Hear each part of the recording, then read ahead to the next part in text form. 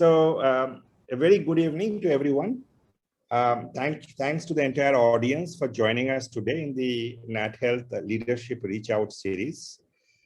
This is a program, it's a series of interaction with top leaders of the industry who have graciously agreed to come in this program to advise, counsel, and support our frontline health workers.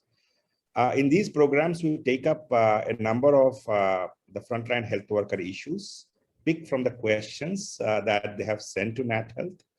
And this interaction hopefully makes the life a little easier for our frontline champions, the Corona warriors. Today, we are very, very fortunate to have with us one of the top leaders in the healthcare sector, Dr. Alok Roy. It's my privilege to introduce Dr. Alok Roy. He's the chairman of Medica Group of Hospitals. The Medica Group of Hospitals is one of the fastest growing healthcare chains in Eastern India, with hospitals in Western North Bengal, Jharkhand, Bihar, Assam, and Odisha. Chairman Dr. Alok Roy's vision was to give to the people of Kolkata and Eastern India a healthcare facility that would be at par with international standards, but at rates that are affordable to all. Though Dr. Roy specializes in nuclear cardiology from All India Institute of Medical Sciences, his passion lay in building and managing hospitals. A social entrepreneur, he established numerous healthcare facilities across the country with his team. Dr. Roy is passionate about healthcare, especially delivering quality healthcare to masses at very affordable rates, has done significant pioneering work in this field, as for example, telehealth, Project Buddha, Health Posts, Swasthi Mitra, the Health Friends, to name a few. He conceptualized and is currently running the largest and only one of its kind of fleet of ambulances of Road Street Trauma Services in Kolkata, the capital of West Bengal, Ranchi, state capital of Jharkhand, and Jamshedpur. This is a unique service rendered, which is akin to the 911 emergency services of USA, and was done first time in India for above 3 cities and running successfully for the last 5 years. Thousands of road accident victims have been benefited with this program. He is past president of Bengal Chamber of Commerce and chairman Health Services Committee for Federation of Indian Chamber of Commerce and Industries, also known as FICCI. Dr. Roy, a very warm welcome to you to this particular program, and thank you immensely for taking this time. Sir, over the last 14 to 15 months, the pandemic has got the entire nation in a bear grip. We are very thankful to the first and probably the last line of defense, which are our medical professionals, the frontline health workers, the doctors, nurses, paramedics, and everyone who supports them. I mean, there are only 2 kinds of people fighting this war. One are those frontline health workers, and those who are actually supporting the healthcare workers, the entire sector as a whole. What are some of your observations in the way, in the last 15 months, there has been tremendous workload, there has been stress, fatigue, burnout. There has been immense questions, in terms of the safety and security of the healthcare workers, as well as basic lack of infrastructure. The infrastructure has been totally inundated with so much of patient volumes. As someone who has been in the front line, what are some of your observations over the last 15 to 16 months? Over to you, Dr. Roy. Thank you. Thank you, Mr. Dutt. First of all, thank you very much for inviting me. It's a pleasure to be here and talking to our frontline workers, our colleagues. We have fought this war together. It's nothing less than a world war, where the war is not fought with a gun, it's fought with the syringe and needles and the sanitizers and masks. Our defense is the mask and sanitizer, and our biggest weapon we have is a courage in our heart. I think the amount of courage healthcare workers have shown is tremendous. And I had to kind of familiarize myself and understand that where a lot of people are talking about in the world about how the healthcare workers elsewhere in USA and UK and Europe were getting mentally tormented and affected. When I compare them with our Indian healthcare workers and the workforce, there were of course, mental issues and PTSD and all that. But the consequences and sequences of facing this war is far, far less in amongst the Indian workers here at least in my group. And when I share with others, everybody has the same feeling across the country. Probably we are more resilient and we have lived a very tough life. As a healthcare worker, we are so used to living at the edge, working hard, getting paid less, getting blamed, getting beaten, getting criticized. Media is always at our behind us. Appreciation is very far and few in between. But we constantly chugged along and delivered the world-class care in India. I think when this pandemic came, it became a true litmus test for our healthcare worker. I must say that we stood undaunted, without any worries. We ensured that we delivered on time, we delivered as best as one could do, we delivered world-class care, and especially in the first wave, when we had nothing, we had neither medicines, we had no knowledge. Please remember that this disease hit us when we were completely blind. We did not know about the disease. We did not know about the treatment. None of us had seen it coming. It just came and hit us. And we were the only one left to defend it.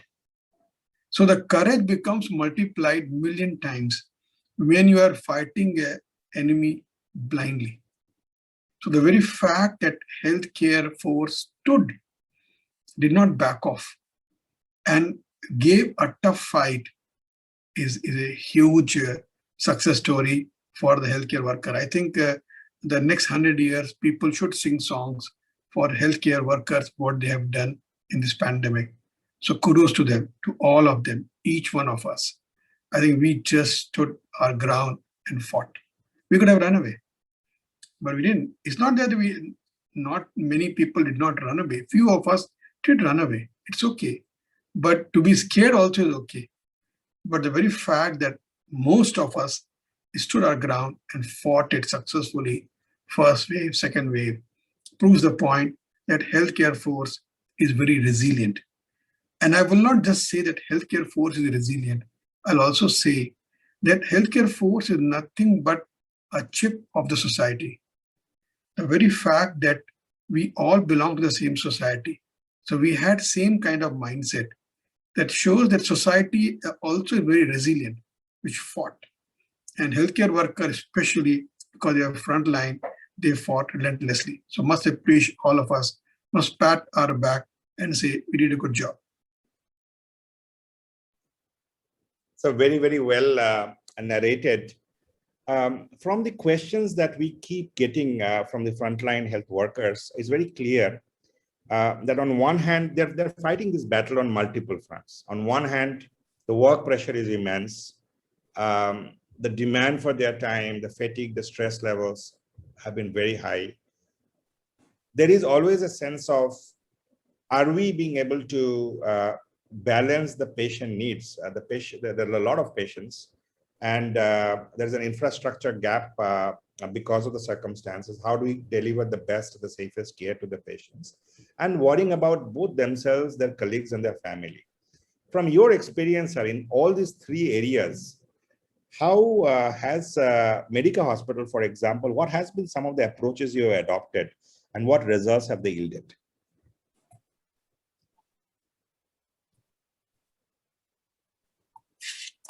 Right. Siddharth, you have almost covered the entire gamut of healthcare activity which we have gone through in the last 1.5 years. See, the first thing is that infrastructural changes. Infrastructure was something which we also didn't know anything about it. When this wave hit us, we were caught whether we should have we switched off the AC first, then opened the windows. We realized that's a very impractical way of working because half the people are in the suites. When we are wearing the suite and you are working with those so much of close over and above and visor and mask, you can't work in non-AC environment. So we had to introduce AC. When we introduced AC, we learned that airflow dynamics. We realized that how the airflow works. So we started consulting people, and we had to do it while we were treating patients.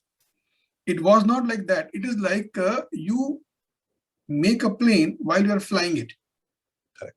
Your hospital is full of patients, and you have to design your infrastructure changes. So it was a quite Herculean task where we need to overnight convert ICU into negative pressure. We all of us had one or two areas in the hospital or some 10, 12 rooms, positive pressure, negative pressure. But how in the heaven you convert some 200 beds under negative pressure?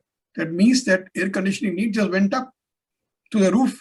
So we need to invest hugely on air conditioning and power strengthening and cabling and all those associated things which were required, covering, partitioning, ensuring the flow, putting the exhaust fan from place to place and aligning it. So the flow, there's no corner where the air stagnates.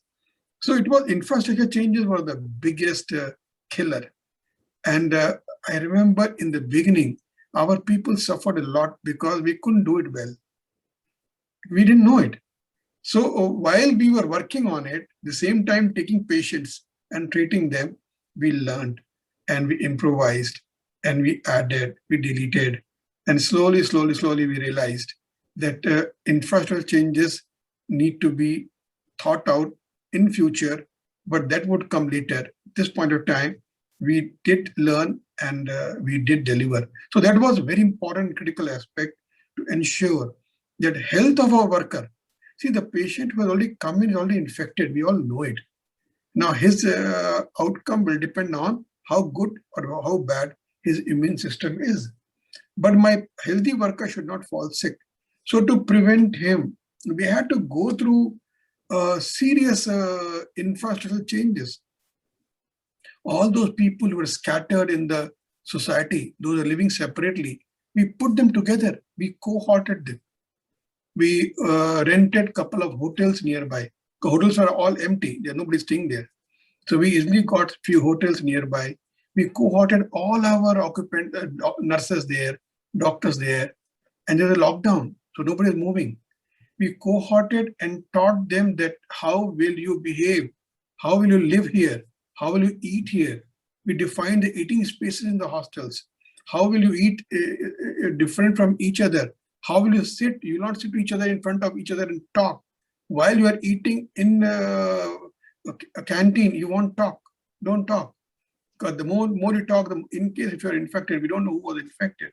So all that learnings, infrastructure changes, and dining rooms, and the PPEs, and the masking was huge changes which we had to go through and teach them step by step. And some of them found it very difficult. And remember, they were very scared also. It is not just the changes, it's the worry. The fear was so much. So all those changes for the worker. Third thing, the family. How to take care of the family. So what we did that we segregated from the family. Those who lived in the family, we told them that at least don't eat with the family. Don't spend time at a distance with the family. If a small child, don't cuddle him. So all those things were taught during, and it was watched and reinforced in their mind constantly for first 3 months, went in just reinforcing new thoughts and new ideas and new way of living. So at all 3 levels, there were huge metamorphose changes which were brought in, and the healthcare worker took it very well. They knew that they are the last line of defense in this country, in this world, to face this virus, and they all delivered. Sir, you talked a lot about the workforce and our frontline employees. There's a lot of stress that also got built on the side of our patients, both who are suffering from COVID or those who couldn't access the healthcare services because of COVID, had chronic conditions and could not find the healthcare services. How did you motivate and train your health workers to be able to deal with a very demanding and a very stressed customer set, sir? Actually, one thing which I have seen, I visited almost all patients every day. We had close to 300 patients, and at least 100, 150, I used to walk around and make an eye contact. So that I have never seen more fear in my life. I have been in healthcare for last 40 years plus, and I have seen all kinds of patients. But the kind of fear I saw in the eyes of people this time while they were in the hospital has never been seen, which is very disheartening. Let me tell you that I know where patients walked in, the happy hypoxia in the COVID, where patient does not know that he is hypoxic, he is low on oxygen. He came in while I'm talking to him. While the moment he came in, we checked his oxygen 70%. I told nurse, bring the mask and put him on the mask of oxygen immediately as he's coming in. And when I turned from the nurse to the patient, he had dropped dead. So many such cases, not about one isolated cases. And the patients knew it. In the ICU, those who are patients who are awake, they can see the 5 patients came, 2 died. And every day I have spoken to a lot of patients, a lot of PTSD, post-traumatic syndrome, where I've seen that patients are so traumatized in ICU. Seeing that we in our ICU, we bring a trolley, which is covered trolley, where the dead bodies are put in and trolley gets covered and that goes to the mortuary. And when I spoke to the patients after they recovered, they said that every trolley which came in made our heart sink lower. So many patients died, so many. In one of my hospital where we have a death of 30 to 40 deaths a month, we were sending 10 to 12, means 300 to 400 deaths to the mortuary. So you can imagine the number of patients moving in and out to the mortuary. And so the fear in the eyes and mind of patients was enormous. Compared to that, the coping up of healthcare worker is phenomenal. I mean, I have spent so much of time in healthcare, but so much of resilience our people have is amazing. We had people who broke down. It's not that they didn't break down. There are a few people who broke down. We had 24/7 the counseling session running in the hospital, where staff could come in, talk to them on Zoom, phone. Even I was available to talk to many of them. And many nurses, I used to talk to them every day when they fell sick, especially initially. I used to call them every day, how are you? And so from a chairman to chaprasi, everybody was engaged in talking to these people. But the amount of resilience our healthcare workers have shown is remarkable. My appreciation of the tenacity of healthcare worker of this country has gone tenfold. And remember, I'm born, brought up here. But I can't say the same thing about patients. They are scared. They were scared. They couldn't see their near and dear one. People could not visit them. And they died like flies. And patient relatives acceptance was so high. This time, they knew that when somebody is going in with COVID, and if he turns out to be serious, they almost thought that he'll go away. If he makes it bad, we never got so much appreciation as we have got because their patient went home. And remember, we did not treat them. They were probably treated by the God himself because we didn't know what the best treatment. We thought remdesivir is the treatment of choice. Now this is useless. We heard that tocilizumab works best. People said it doesn't work. Ivermectin, which everybody was swearing about, they said doesn't work. And SCQ is doubtful. So what is working? Nothing working. So we don't know why we lost. We kept on giving empirical and symptomatic treatment and supportive treatment, that's all. Very, very practical. Thank you for sharing that. Dr. Roy, you also are the chair who head one of the largest healthcare federations, FICCI, from a health committee perspective.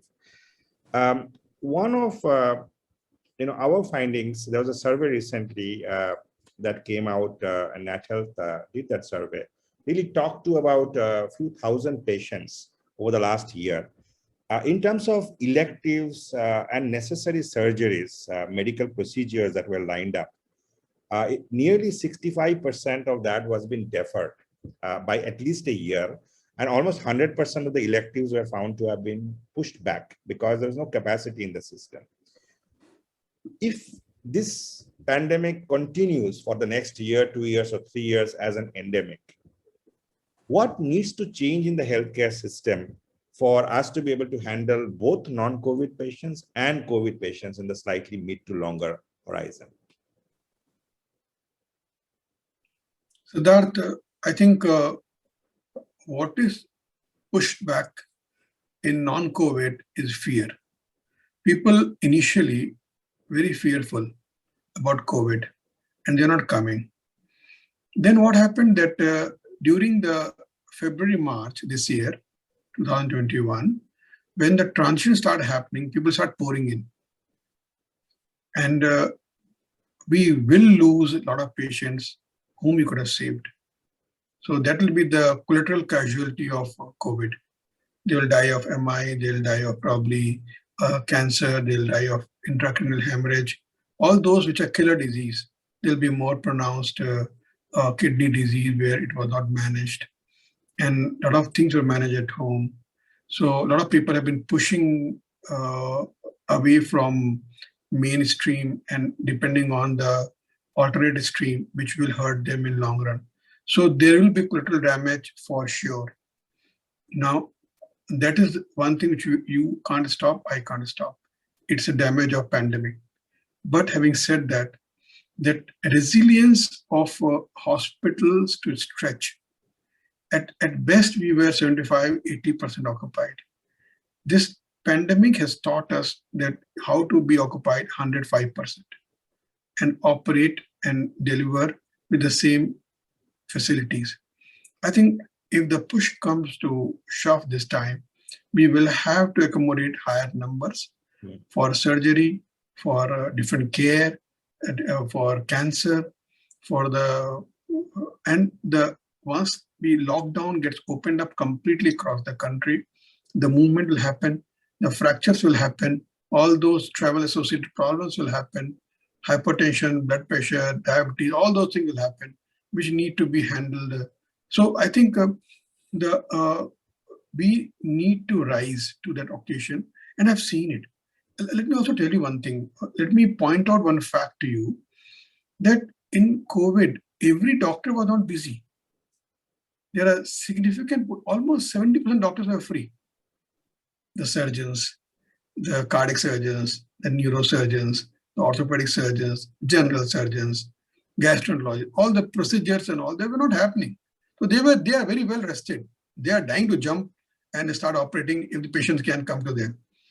It's because patients are not able to come, especially in Bengal and Jharkhand where we belong to. We find that there is a hesitance in coming because the facilities of traveling are not available. Once that opens up, they will come in and all those doctors who are rested, they will jump in and perform. And as I said, what we have shown that how well we can stretch. The healthcare frontliners have stretched so far, so well. I think others also, the frontliners who have been resting for so long, will stretch and deliver.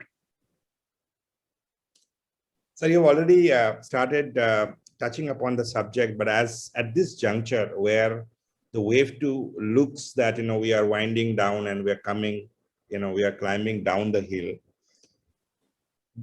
As a nation, what are the key lessons from wave 1 and wave 2 combined? And as we stare at a possible wave 3, which could be a combination of both COVID and non-COVID because there's a backlog demand, what are, in your opinion, the few things we must keep our eyes on and as a nation go and achieve? I think this pandemic has taught us one thing, which is rather very clearly emerged that healthcare doesn't belong to anybody. It doesn't belong to government or doesn't belong to private. Healthcare belongs to the country, to the state. And everybody in healthcare is delivering care for a man who lives in this country. So one thing which has emerged that the public and private and government must act together in alleviating the suffering of this countrymen. And we all must join hands, must work seamlessly. Government and us should not keep on claiming our own territory. Somewhere we must merge, especially for the care. Government should allow certain things to happen on private, unhindered, and private should allow certain things to happen unhindered on government side. And we must keep on talking regularly to each other. See, in first wave, it was more pronounced in second wave, where the government was talking to the private sector regularly. There were more interactions, there were more facilitations, there were more support to each other wherever they required. It was a disaster, I understand, where it is required. But in this country, the healthcare is permanently in disaster mode.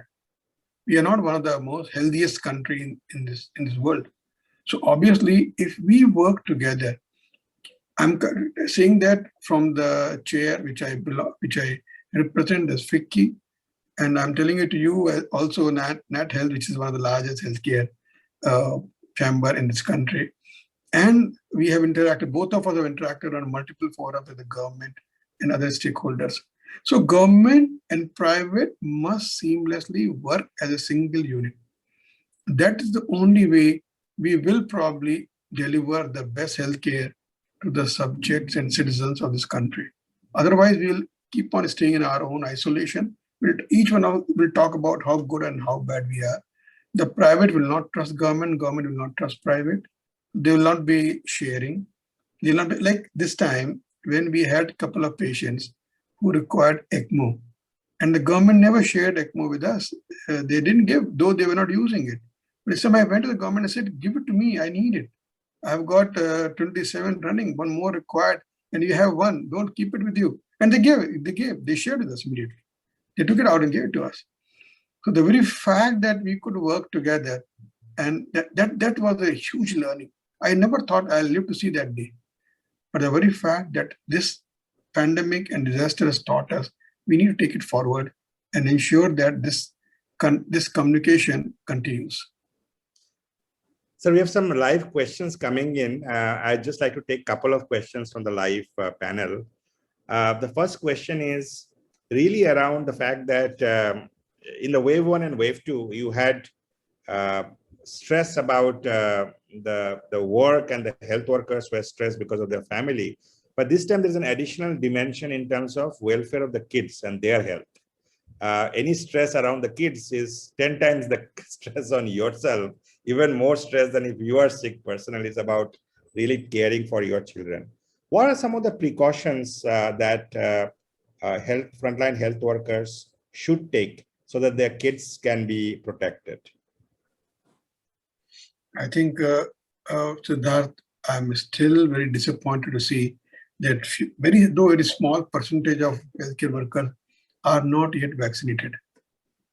They carry some God knows what thoughts in their mind that vaccination is not important. Almost 95% have taken, but there's still 5% who are not taking it. So those people must step out and must take vaccination. That's the only sure short way of stopping the disease or bringing its intensity down.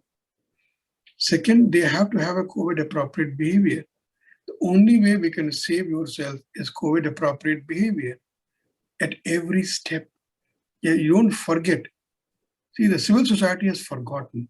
The second wave came so strongly because everybody forgot that Corona just left us. If we all believed in the science and we believed in our scientists and what they said, that stop behaving badly, manage your distances, manage your sanitization, wear mask, things would have been different. Second wave would have become much less. But did we do that? No, we didn't do that. So the same thing, there's no different role playing for healthcare worker. Same role playing. They have to be I'll just give a small example.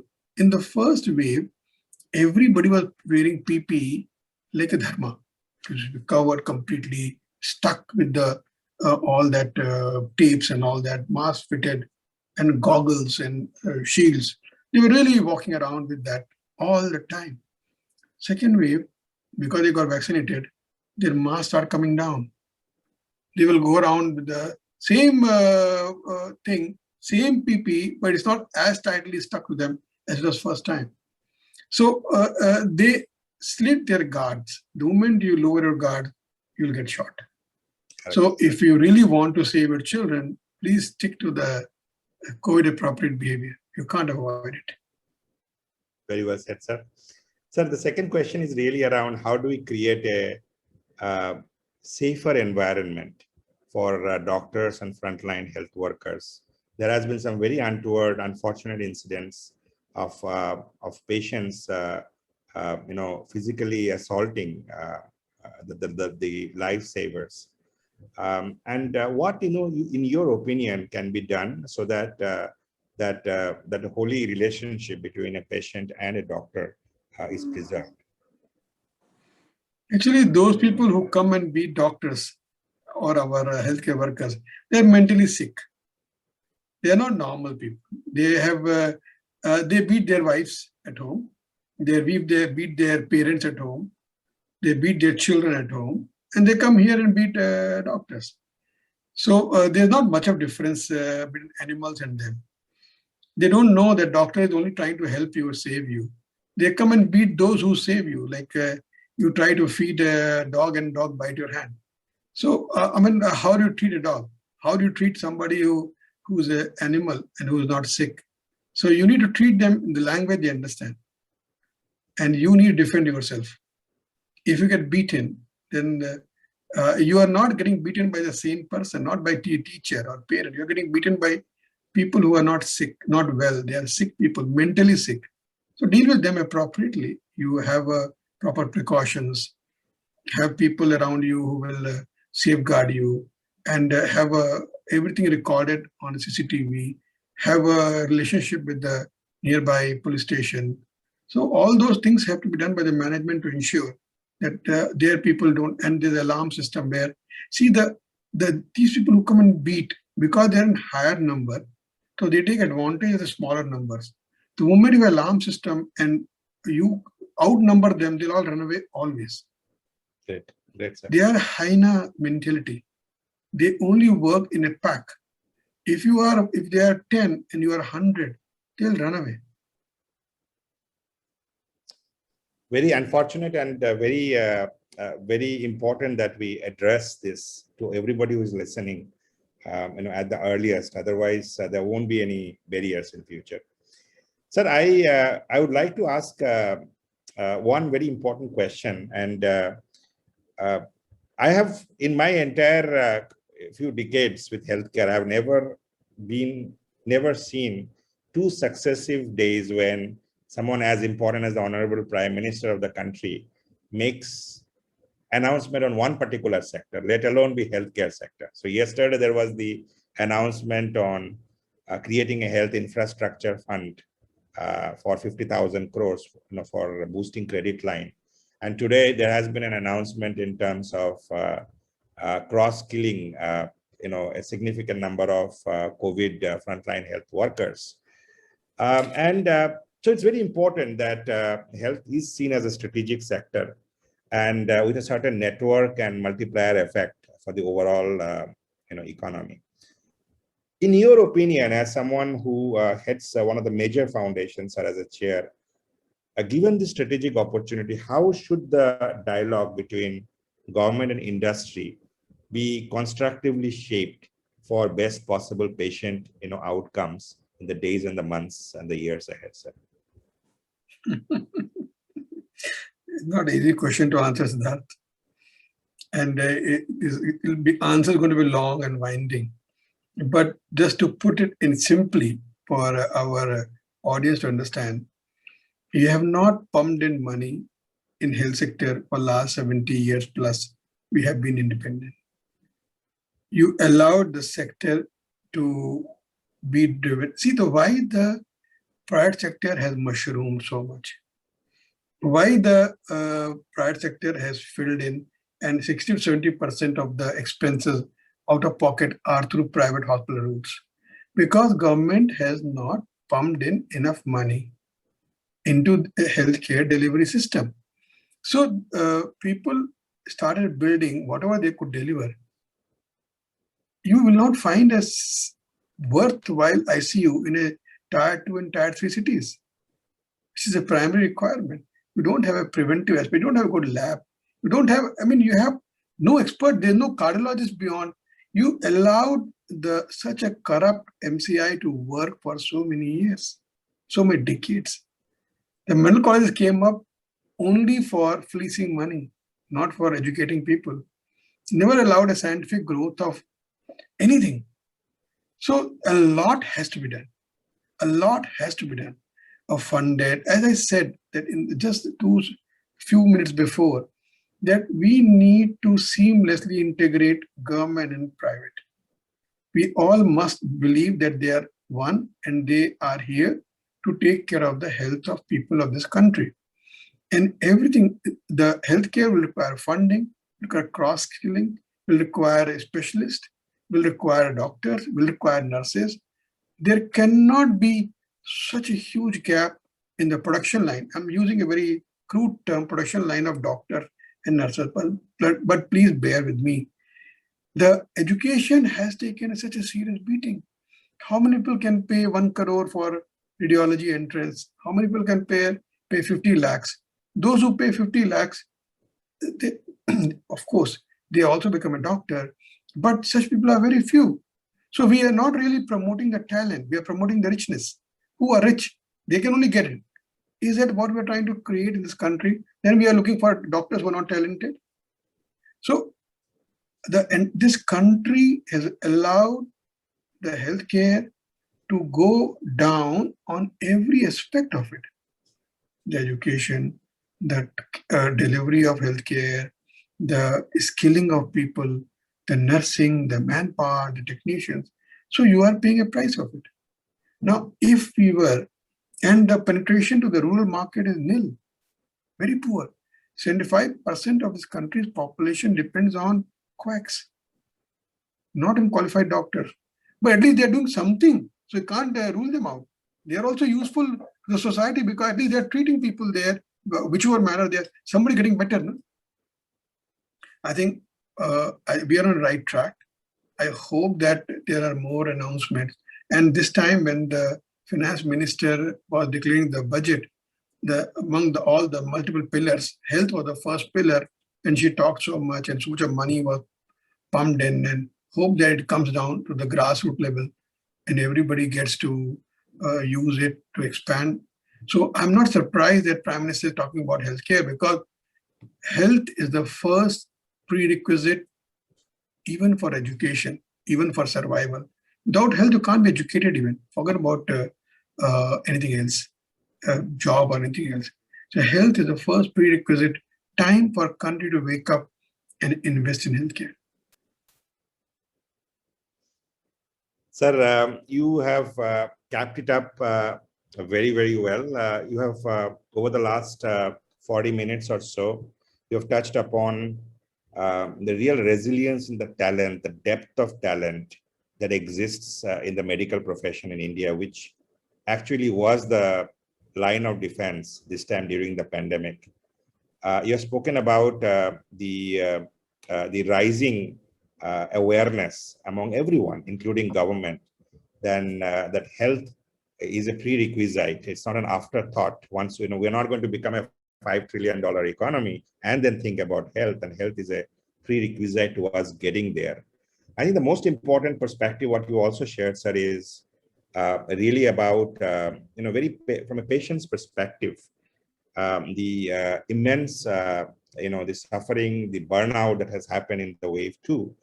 And as a whole, you have outlined some very concrete steps, suggestions in the way we can better be prepared for whether it's wave 3 or wave 4, whatever lies ahead.